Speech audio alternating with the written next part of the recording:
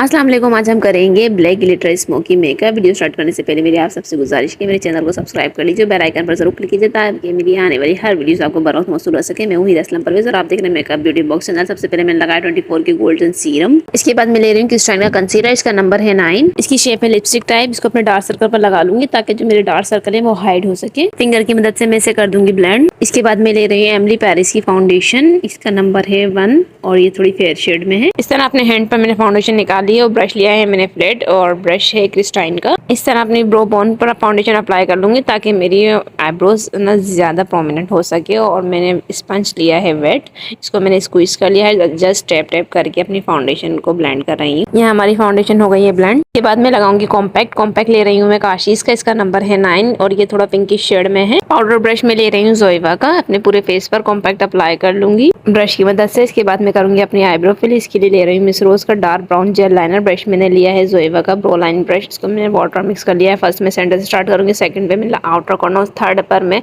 Inner corner बनाऊंगी अपनी eyebrows की, क्योंकि इस तरह हमारी आईब्रोज बहुत अच्छी नीट एंड क्लीन बनती है। और स्टार्ट में हमारे ब्रश में बहुत ज्यादा प्रोडक्ट होती है, इसलिए ना हम आउटर साइड से स्टार्ट करते हैं और लास्ट में इनर कॉर्नर बनाते हैं। इसके बाद मैं कर लूंगी अपनी आईब्रोज को कॉम्ब। इसके बाद मैं ले रही हूँ शाइनिंग कलर्स की पैलेट और क्रीज ब्रश मैंने लिया है जोइवा का, इसमें से पिक कर रही हूँ मैं लाइट ब्राउन कलर। इस तरह अपने ब्रश को झाड़ लूंगी ताकि एक्स्ट्रा प्रोडक्ट हमारे फेस पर ना गिरे। इसके बाद मैं कर रही हूँ अपने क्रीज एरिया डिफाइन। अपने ब्रश को सर्कल मोशन में मूव करते हुए ऊपर की जानिब ले जाऊंगी। सेम कलर से अपनी नोज पे कॉन्टोर कर लूंगी। ब्लेंडिंग के लिए कोई ब्रश नहीं लिया, फिंगर की मदद से ही ब्लेंड कर लूंगी। इसके बाद मैं ले रही हूँ ग्लैमरस की मखमली प्लस मैट टच पैलेट, इसमें से पिक कर रही हूँ मैं पिंक पर्पल सा कलर और इस तरह इसको ब्लेंड करूंगी, कोई भी एजेस ना रहे। लोअर लैशेस पे भी सेम कलर अप्लाई कर लिया है। इसके बाद मैं ले रही हूँ ग्लैमरस की पैलेट में से ही ब्लैक कलर। ब्रश मैंने लिया है क्रिस्टाइन का, जस्ट अपने आईलिड पर ब्लैक कलर रख रही हूँ। ब्लैक स्मोकी के लिए हमेशा जो ब्लैक कलर है वो अपने आईलिड के अंदर ही रखते हैं। सेम ब्लैक कलर अपनी लोअर लैशेस पर भी अप्लाई कर रही हूँ। अब हम अपने ब्लैक कलर को कर देंगे ब्लेंड। अच्छे से अपने ब्लैक कलर को ब्लेंड करेंगे, क्योंकि ब्लैक कलर जो है ना ब्लेंडिंग अच्छी मांगता है। जितनी अच्छी आपकी ब्लेंडिंग होगी उतना ही अच्छा आपका मेकअप होगा। ऑलमोस्ट हमारी ब्लेंडिंग कंप्लीट हो गई है। इसके बाद मैं ले रही हूँ मिस रोज का ब्लैक काजल, इसको अपने अंडर आई पे अप्लाई कर रही हूँ। अब मैं लगाऊंगी डस्ट ग्लिटर, इसके लिए बना रही हूँ ग्लू। लैशेस ट्यूब लिए मैंने 1 ड्रॉप, इसमें मैंने 2 ड्रॉप वाटर मिक्स कर लिया है। ये हमारा बन गया है ग्लू। ये लोकल डस्ट ग्लिटर है, इसके चंक्स ना ज्यादा मोटे हैं ना ज्यादा बारीक। अब अपना ग्लू अप्लाई कर रही हूँ अपनी आईलिड पर, जस्ट टैप टैप करूंगी, हमारे डस्ट ग्लिटर खुद लग जाएंगे। पूरी आईलिड पर मैंने ग्लिटर्स अप्लाई कर लिए हैं। सेम ऐसे ही डस्ट ग्लिटर अपनी दूसरी आईज पर भी अप्लाई कर लूंगी। इसके बाद मैं अप्लाई कर रही हूँ ब्लश ऑन, इसका कलर है पिंक पर्पल। ब्लश ऑन अपने चिक्स पर अप्लाई कर लिया है। इसके बाद मैं ले रही हूँ ओडबो का हाईलाइटर, इसका नंबर है 1 और इसका कलर है थोड़ा पिंकिश शेड में। इसको अपने चिक्स पर, नोज पर, हेड पर अप्लाई कर लूंगी। फाउंडेशन से मेरा मोल छुप गया था, इसको मैंने कर दिया प्रोमिनेंट। इसके बाद मैं ले रही हूँ काशीज का ग्रेस एंड ग्लेमोरा हाईलाइटर, इसका शेड है आइस क्रीम, इसमें मैंने वाटर मिक्स कर लिया है। अपने ब्रो बोन पर हाईलाइटर अप्लाई कर रही हूँ और इनर कॉर्नर पर। इसके बाद मैं लैशेस कर्ल कर रही हूँ। इसके बाद मैं लगा रही हूँ ब्लैक मस्कारा। लास्ट में लगाऊंगी लैशेस। लैशेस ली है मैंने मिस रोज की और लैश एडहेसिव ली है मैंने स्वीट टच की। नजरें मैंने झुका ली, जो सेंटर से लैशेस लग दी है और अपने आउटर और इनर कॉर्नर दोनों साइड से टेप कर दूंगी, ये खुद ही लग गई है। और आतिफ खान ने मुझे लैशेस का कहा था कि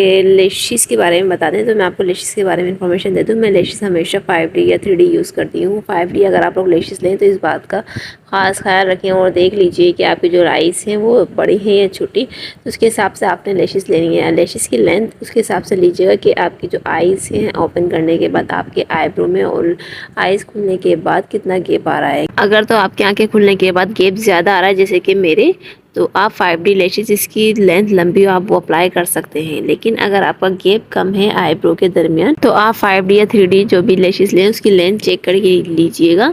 जिसकी लेंथ छोटी हो तो वो आप पर सूट करेगी। मैं उम्मीद करती हूँ आपको मेरी बात समझ आ गई होगी। अगर फिर भी आपको मेरी बात समझ ना आई हो आतिफ खान, तो आप मुझे कमेंट्स कर सकते हैं, मैं आपके लिए सेपरेट वीडियो अपलोड करूंगी इंशाल्लाह। मेरे चैनल को सब्सक्राइब करना ना भूलें और सोशल मीडिया फॉलो कर लीजिए, लिंक डिस्क्रिप्शन में मौजूद है। मिलते हैं अगली वीडियो में। अपना रखिएगा ढेर सारा ख्याल, मुझे रखिएगा दुआ में याद। अल्लाह हाफिज़।